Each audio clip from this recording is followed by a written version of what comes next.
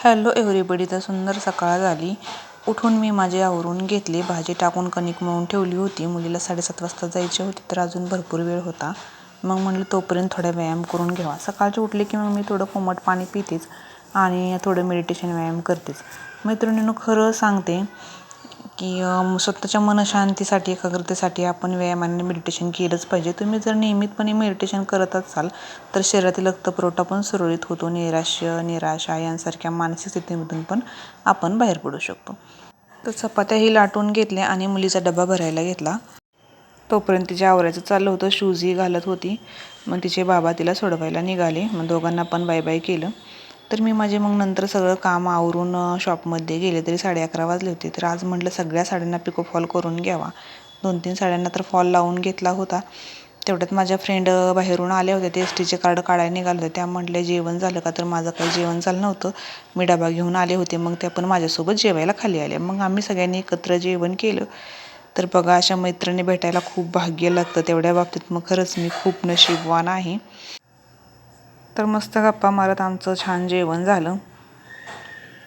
तेवढ्यात मग शिकणाऱ्या ताई पण आल्या. तर त्यांना आज बोटनेक ब्लाऊज शिकवला होता. तर त्या शिवत बसल्या होत्या. आज मी पिको फॉलच्या मशीनवरच बसले होते, कारण आज ठरवलं होतं की एकदम सगळ्या साड्या पिको फॉल करून टाकायच्या. कारण फॉल लावून वरून हात शिलाई करायची म्हटल्यावर वेळ लागतोच.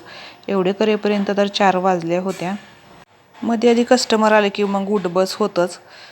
तर त्यांनी बघा तोपर्यंत मस्त छान ब्लाऊज शिवून झाला होता त्यांचा.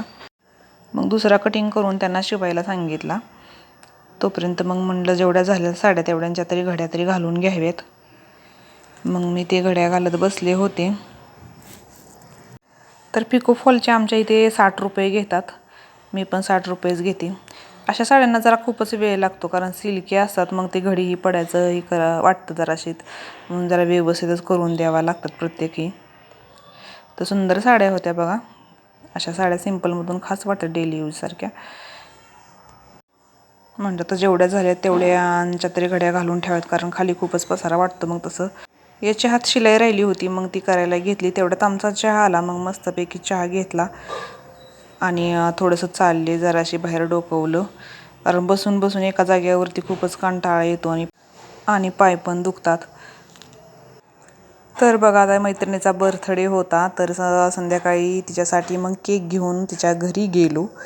मस्त केक कटिंग करून तिला केक भरवला. तिचं छान सेलिब्रेशन केलं. तर संध्याकाळी घरी जाऊन स्वयंपाक करून मग आम्ही आलो होतो ही करायला केक कटिंगसाठी.